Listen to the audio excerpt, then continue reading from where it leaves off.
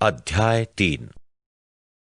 उन दिनों में यूहन्ना बपतिस्मा देने वाला आकर यहूदिया के जंगल में ये प्रचार करने लगा, मन फिराओ, क्योंकि स्वर्ग का राज्य निकट आ गया है। ये वही है जिसकी चर्चा यशायाह भविष्यद्वक्ता के द्वारा की गई थी कि जंगल में एक पुकारने वाले का शब्द हो रहा है, प्रभु का मार्ग तैयार करो, उसकी सड़कें सीधी करो। ये यूहन्ना ऊंट के रोम का वस्त्र पहने था और अपनी कमर में चमड़े का पटुका बांधे हुए था। उसका भोजन टिड्डियां और वन मधु था।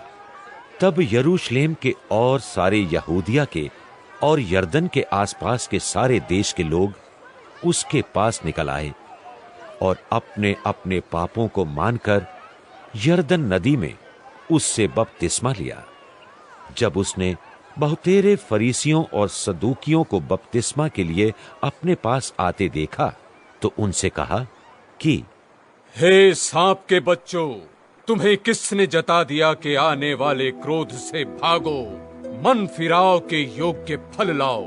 अपने अपने मन में ये ना सोचो कि हमारा पिता इब्राहिम है, क्योंकि मैं तुमसे कहता हूं, परमेश्वर इन पत्थरों से इब्राहिम के लिए संतान उत्पन्न कर सकता है। अब कुल्हाड़ा पेड़ों की जड़ पर रखा हुआ है, इसलिए जो पेड़ अच्छा फल नहीं लाता वो काटा और आग में झोंका जाता है। मैं तो पानी से तुम्हें मन फिराव का बपतिस्मा देता हूं, परंतु जो मेरे बाद आने वाला है वो मुझसे अधिक शक्तिशाली है। मैं उसकी जूती उठाने के योग्य नहीं। वो तुम्हें पवित्र आत्मा और आग से बपतिस्मा देगा। उसका सूप उसके हाथ में है।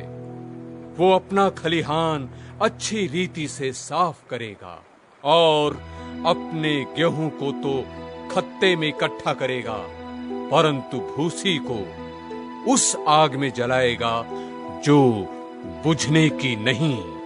उस समय यीशु गलील से यरदन के किनारे पर यूहन्ना के पास उससे बपतिस्मा लेने आया, परंतु यूहन्ना ये कहकर उसे रोकने लगा कि मुझे तेरे हाथ से बपतिस्मा लेने की आवश्यकता है और तू मेरे पास आया है। यीशु ने उसको यह उत्तर दिया, अभी तो ऐसा ही होने दे, क्योंकि हमें इसी रीति से सब धार्मिकता को पूरा करना उचित है।